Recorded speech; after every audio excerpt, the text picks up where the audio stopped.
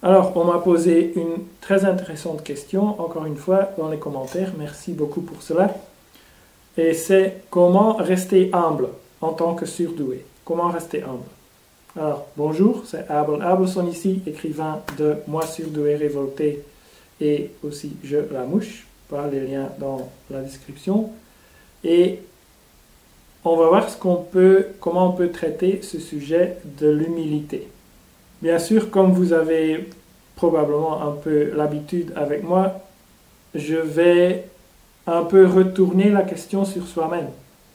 Parce que pour commencer, la question pour moi, ce n'est pas comment rester humble.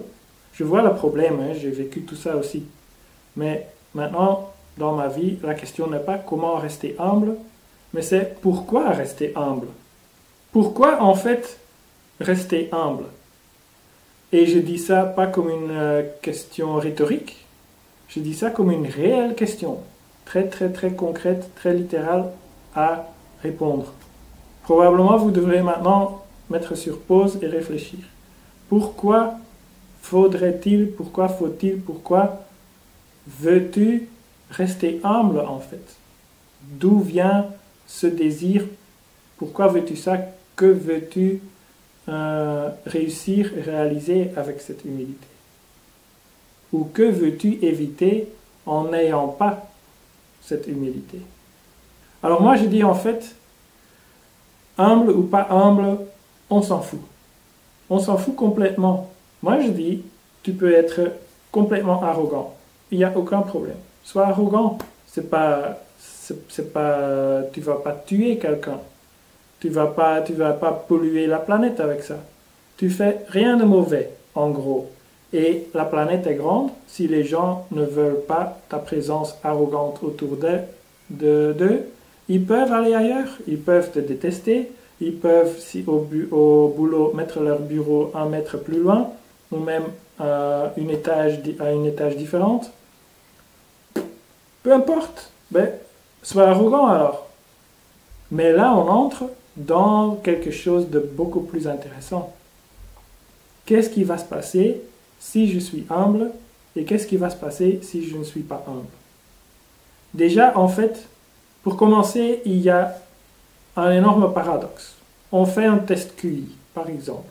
On nous dit, ah, vous avez un QI de 130 et quelques. Vous êtes surdoué, ou 140 ou 150, peu importe, beaucoup plus que le 100 normal. Vous êtes surdoué.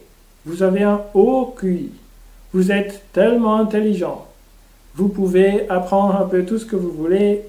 Vous pouvez un peu faire tout ce que vous voulez. Si vous avez envie de cela, vous allez être capable de le comprendre et de l'apprendre.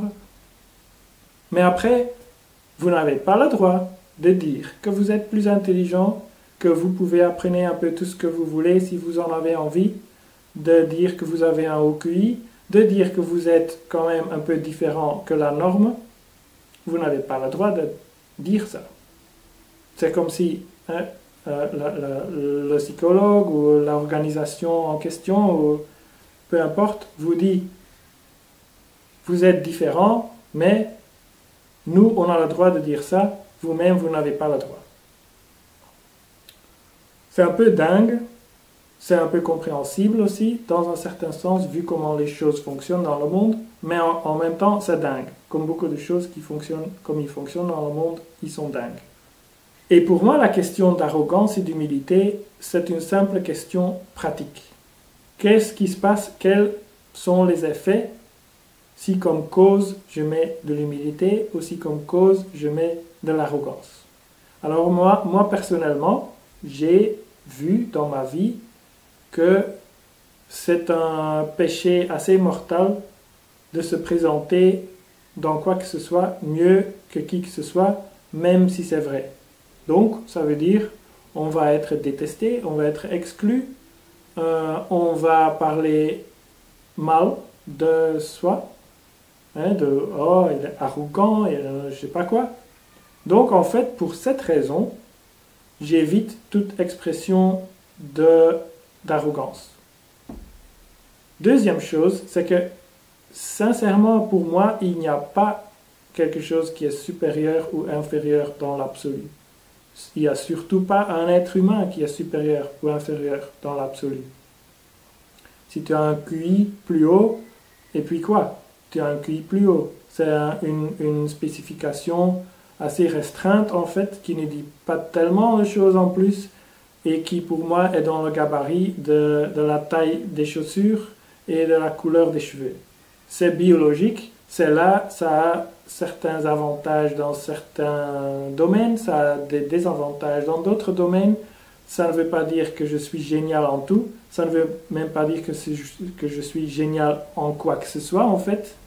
Ça dépend beaucoup de la volonté qu'on veut faire, de l'énergie qu'on met dedans, de l'objectif qu'on a dans la vie et dans un domaine, etc., etc., etc. Mais donc, en pratique, chaque cause a son effet. L'expression de l'arrogance, pour moi, ça a des effets indésirables.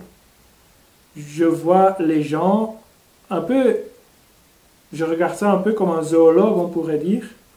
Je fais quelque chose, je regarde l'effet que ça a autour de moi, c'est négatif, cet effet. Ça les embête, je ne cherche pas à embêter les gens non plus.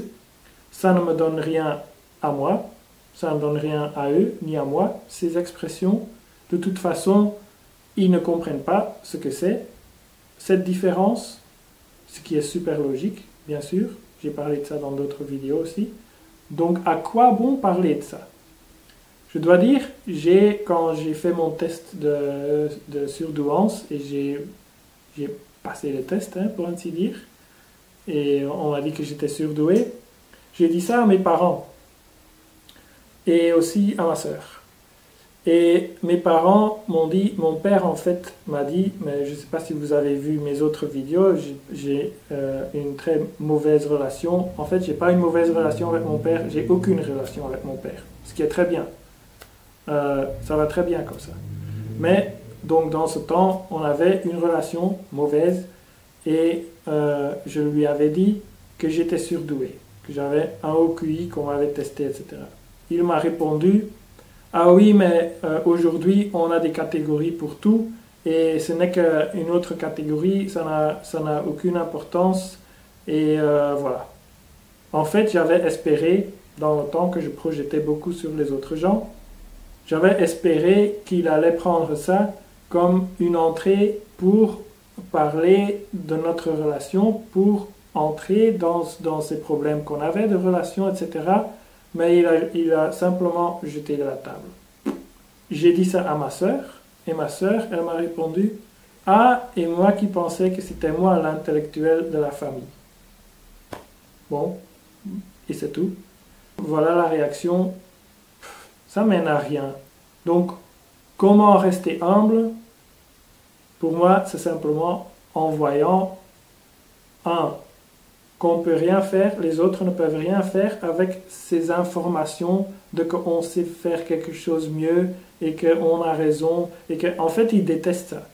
Je peux comprendre ça aussi. Imaginons qu'il y a quelqu'un avec un QI de 325, ce qui n'existe pas, mais imaginons, qui est à côté de moi tout le temps et à chaque fois que je fais quelque chose, il va me dire non, ça c'est con, non, moi je sais mieux, non, tu as mal calculé ça, alors là tu as fait une chose que tu comprends même pas, mais ça va avoir un effet indésirable que tu ne comprends même pas non plus, tout le temps comme ça, je vais le détester, je suppose, je ne sais pas, je suppose.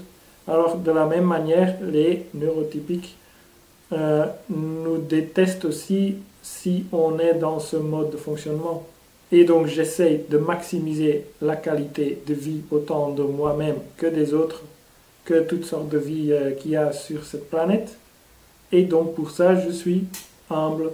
Ce n'est pas une question d'humilité, c'est tout simplement cause-effet et ce qui fonctionne mieux.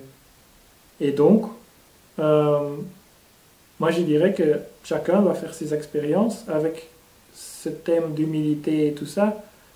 Essayez un peu tout et regardez ce qui fonctionne bien pour vous.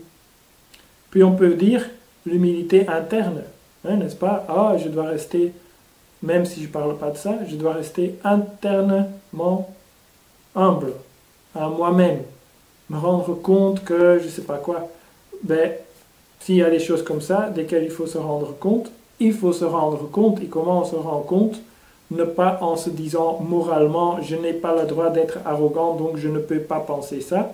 Pensez ce que vous pensez, observez ce que vous pensez, vérifiez-le, puis vérifiez ce que ça a comme effet de parler de cela, d'agir à base de cela, et comme ça construisez une vie de haute qualité, je voudrais dire. Voilà, je crois qu'il y a encore beaucoup plus qu'on pourrait dire là-dessus. C'est déjà une entrée dans le sujet. C'est un grand sujet en fait pour les surdoués, je crois. Si vous voulez parler d'autres aspects de ce même thème ou d'autres thèmes, les commentaires sont là pour cela.